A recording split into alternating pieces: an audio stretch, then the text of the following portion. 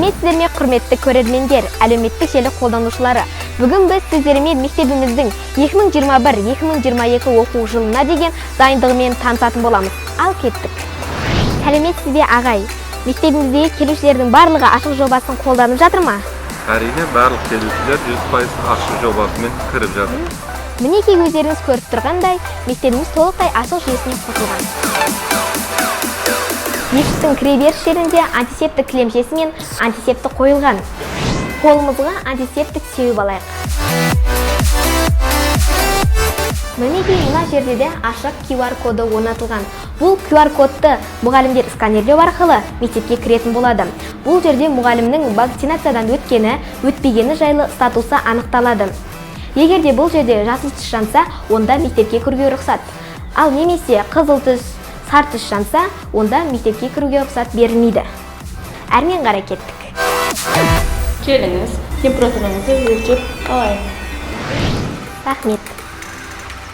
Ал мына турникетте арнайы сканер орнатылған. Бұл сканерге әрбір мұғалімдер, оқушылар, қызметкерлер енгізілген.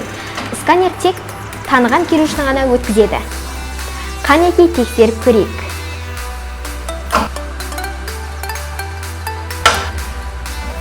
Әрмен қарай жүретін болсақ, мына жерде дабыл батырмасы орнатылған. Бұл дабыл батырмасы мектепте орын алған төтенше жағдайларды оқушыларға, мұғалімдерге, жалпы қызметкерлерге хабарлайды. Бұл батырма полиция департаментімен интеграцияланған, яғни бір-бірімен тығыз байланысқан. Ал мына видео байланыс арқылы оператормен сөйлесіп, жағдайды баяндауға болады. Ал енді мектебіміздің жаңа оқу жылына деген дайындығы туралы мектеп директорымен сұхбаттасып білейік.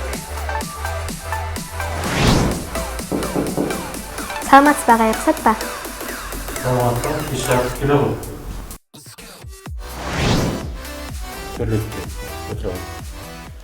Келе ғой, қош. Ағай, сізбен сұхбаттассам бола ма? Әрине болады, әлбетте. Алдағы жаңа оқу жылына мектебіміздің дайындығы қалай болып жатыр? Мектебіміздің дайындығы енді өзіңе мәлім, биыл бізге мектепке офлайн режимде балдарды оқытуға рұқсат берді.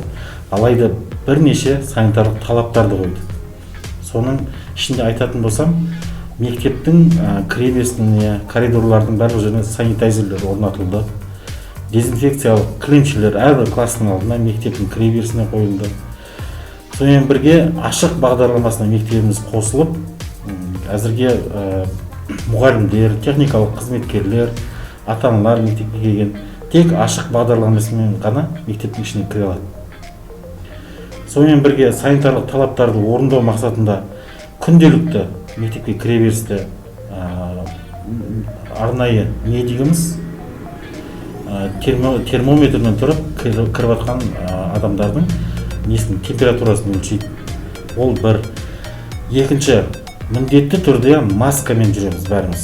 Мектеп ғимаратының ішінде болсын, ауласында болсын, міндетті түрде маскалық режимді ұстанамыз. Сабақ барысына арнайы дайындап қойған кварц лампаларымыз бар. Әр уақыт өткеннен кейін сол кластың ішін кварцтар желдетіп тазалап тұрады. Оған арнайы кесте жасалып қойған, мектебіміздің бекітілген медициналық қызметкері осыны қадағалап отырады. Жоспары бекітіліп, барлық құжаттары дайын тұруы. Сонымен бірге мектепке бөгде адамдардың кіруіне мүлдем рұқсат жоқ. Қатаң түрде тыйым салынған. Арнайы сканермен орнатылған турникеттер өзің көрген боларсың, куә болдың. Осылар орнатылды арнайы сканермен, яғни балдардың, яғни сендердің қауіпсіздіктерін қамтамасыз ету үшін толығымен барлық жағдай жасалынып отыр. Рахмет. Жаңа оқу жылын қанша оқушымен бастағалы отырсыздар? Биылғы 2021-2022 оқу жылының құдай қаласа біз 2300 оқушы шамасында осынша оқушымен бастағалы отырмыз биылғы оқу жылын. Жақсы. Былтыр тәрбие жұмыстарына оқуға құштар мектеп деп атты клуб, өзін басқару ұйымдары іске қосылған. Иә. Олардың жұмысы биыл жалғаса ма? Әлбетте. Өздеріңе балдар мәлім бекілді, мектебімізде тәрбие жұмысы негізгі 8 бағыт бекітілген, 8 бағытпен жүретін белгілі бәріне. Я дұрыс айтасың, былтырғы оқу жылында үлкен 3 жоба қосылған болатын тәрбие жұмысына осы. Өзің айтпақшы, өзін өзі басқару, дебаттық қозғалыс және оқуға құштар мектеп. Егер ұмытпасам, сен былтырғы оқу жылының өзінде бағдарлама, біздің телестудияда бағдарлама жүргізген жоқсың ба? Мен оқыған кітап деген бағдарлама емес пе, иә? Әлбетте жалғасады. Бұл өте үлкен ауқымды түрде жалғасайын деп отыр биылғы оқу жылында. Біріншіден сені қуантқым келіп отыр.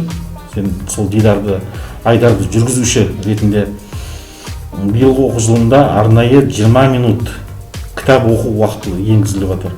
Бұл дегеніміз арнайы кестемен, әрине сабақ уақытысында емес, сабақтан тыс арнайы қоңырау кезінде барлығымыз, мектеп директоры, техникалық қызметкерлер, оқушылар, мұғалімдер бәріміз бірігіп таңдаған бір кітабымызды бәріміз бірдей 20 минут күнделікті сол кітапты оқимыз. Ол кітапты оқығаннан кейін тек қана оқып қана қоймай, бір-бірімізден бөлісеміз. Өзіміздің ішкі сырымызды, кері байланыс береміз бір-бірімізге бұл кітап туралы ойымызды. Және сонымен бірге өзің жүргізетін сол мен оқыған кітап айдарында барып, егер қонаққа шақырсаң әрине, барып сұхбат береміз. Рахмет. Оқушылар бойында сыбайлас жемқорлыққа қарсы мүлдем төзбеушілік дағдысын қалыптастыру үшін мектебімізде қандай жұмыстар атқарылмақ? Өте жақсы сұрақ қойып отырсың. Көпті толғандыратын сұрақ бұл, әрине. Біздің Қазақстанымыздың, еліміздің болашағы жастардың бойында осы қоғамдық дерттің болдырмау мақсатын тереңдеп алуымыз керек. Ол үшін бірнеше кешенді жұмыстар жоспарлы жасалынып отыр. Былтырғы оқу жылынан бастап мектебімізде комплайенс офицер арнайы осы сыбайлас жемқорлықтың алдын алу, сыбайлас жемқорлықты болдырмау мақсатын қадағалайтын, сыбайлас жемқорлық қауіп-қатер қай жерде туындауы мүмкін, соған анализ жасап, соның алдын алып жұмыс жүргізетін тұлға тағайындаған болатынбыз. Ол кісі жұмыстарын жүргізіп жатыр мектепте. Сонымен бірге мектебімізде оқушылардың арасында бірінші кезек тәрбие сағаттар, сыбайлас жемқорлықтың алдын алу, сынып сағаттар, онлайн форматында түрлі дебаттар, пікір сайыстар, сондай іс-шаралар өткізілейін деп отыр. Сонымен бірге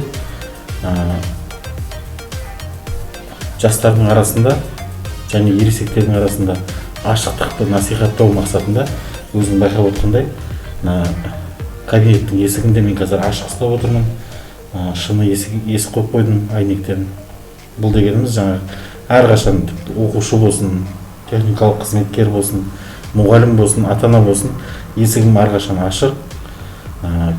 Қандай да жағдай қалыптасқан болса, шешуге, қандай проблема болсын, шешуге дайынмын. Әрқашан есік ашық дегенді білдіріп отыру. Жалпы осы сыбайлас жемқорлықтың алдын алу мақсатында балдардың бойында, жастардың бойында сыбайлас жемқорлық деген қоғамдық дертке мүлдем төзбеушілікті қалыптастыру үшін біз бәріміз бірігіп жұмыс істеуіміз керек. Тек қана бұл мектептің ғана жұмысы емес, бұл ата-ана, мектеп мұғалімі және өздерің балдар осындай бірігіп жұмыс істесек, біз әрине ол қоғамдық дертті әрине жеңеміз. Бәрекелді, сұхбатыңызға рахмет. Жаңа оқу жылында сізге сәттілік тілеймін. Үлкен рахмет. Өзіңе де, Кәусар, жаңа оқу жылында жетістіктерге жетуіңе, осы айналысып жүрген хоббиіңмен, оқуыңмен биік белестерді бағындырып, біздің мектебіміздің мақтанышы бола беруіңе тілектеспін. Рахмет саған да. Саған да сәттілік жаңа оқу жылында. Ауырмай, сырқамай, бәріміз бірге оқиық, бірге жұмыс істейік, білім алайық. Рахмет, сау болыңыз. Сау болыңыз. Жақсы. Рахмет саған да.